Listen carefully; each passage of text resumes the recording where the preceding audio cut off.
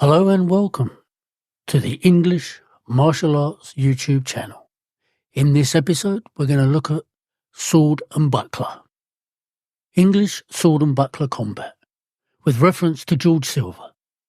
The sword and buckler combination is a fascinating part of England's martial history, representing a form of combat that was both practical for self-defense and influential in the evolution of European swordsmanship.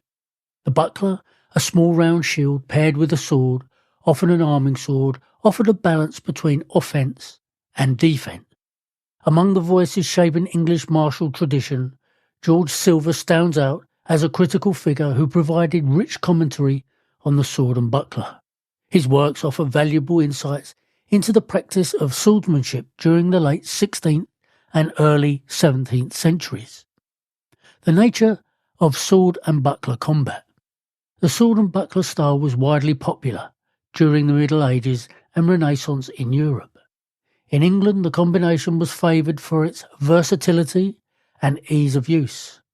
Unlike larger shields, the buckler was light and small, which allowed for greater mobility.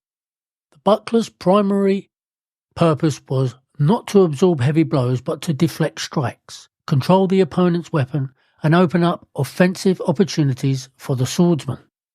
The sword, typically a single-handed weapon, worked in tandem with the buckler to create an effective combat system. The sword was used to strike, parry and thrust, while the buckler was used to cover vital areas, trap an opponent's blade and provide additional protection. The coordination between the sword and the buckler required agility, precision and timing. The combination was effective both in personal defence and in formal duels. George Silver's contribution. George Silver, an English swordsman and writer of the late 16th century, is a key figure when discussing historical English swordsmanship, including the use of sword and buckler. His most famous works, Paradoxes of Defence and Brief Instructions upon My Paradoxes of Defence, provide significant insights into the martial techniques of the time and critique the growing influence of foreign fencing systems, particularly the Italian rapier. Silver was a staunch advocate of traditional English martial arts, including the sword and buckler, which he viewed as practical and effective compared to the more specialised foreign styles. He argued that the long thrust-oriented Italian rapier was less suited for real combat than traditional English weapons, like the short sword and buckler. According to Silver, the rapier's emphasis on thrusting made it dangerous but impractical for English self-defence contexts, which often demanded adaptability and fast and quick reaction.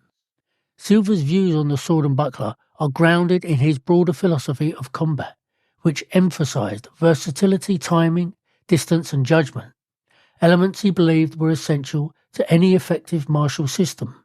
He critiqued what he saw as the over-specialisation of continental styles and instead praised the English martial tradition's focus on weapons that could be used effectively in a variety of situations.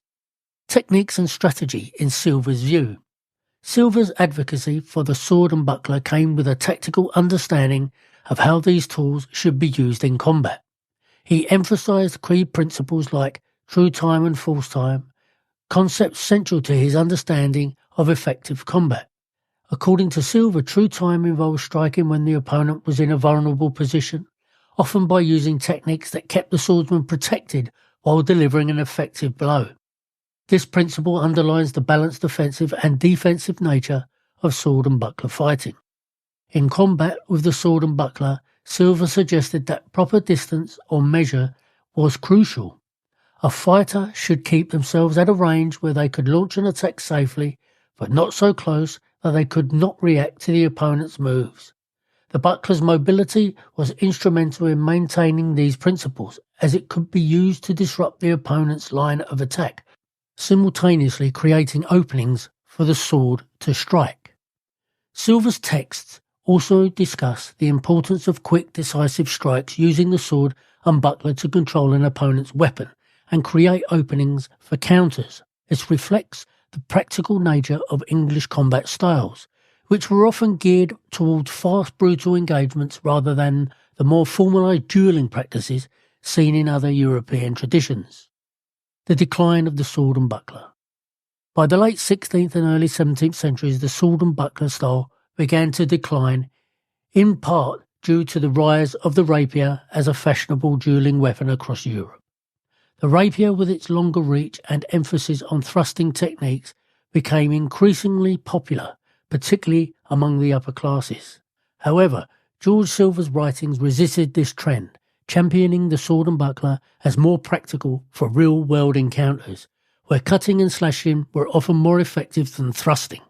Despite Silver's defence of traditional English methods, the rapier and other foreign fencing styles gained prominence, marking the transition to more refined gentlemanly forms of combat. The decline of the sword and buckler style reflected broad changes in society, where formalised duels and displays of martial skill became more about honour and social status than practical self-defence. The sword and buckler, once a hallmark of English martial prowess, represents a pivotal moment in the history of European swordsmanship. George Silver's defence of this fighting style reflects not only his loyalty to English traditions, but also his broader philosophy of practical, effective combat. While the rise of the rapier eventually overshadowed the sword and buckler, Silver's insights provide a valuable window into an era of martial evolution, where the balance of offence and defence, skill and timing were central to personal combat. Silver's legacy endures in modern historical English martial arts circles, where practitioners continue to study and revive the sword and buckler techniques that once dominated England's fighting traditions. His critiques of foreign styles and his advocacy for English martial practices remind us that combat is not just about skill, but also about context, culture, and the evolution of warfare. Comparison of 133 and George Silver's sword and buckler. The 133 manuscript, also known as the Walpurgis Fecht Book, is one of the oldest known treatises on sword and buckler combat, dating to the late 13th or early 14th century. It details a system of fighting that emphasises specific guard positions and techniques with both the sword and buckler. And while it is a valuable resource for understanding medieval combat, Silver's system of sword and buckler, as laid out in his Paradoxes Defence, is more focused on principles of timing, true time versus false time, distance and adaptability, rather than the fixed guard positions and prescribed techniques found in 133.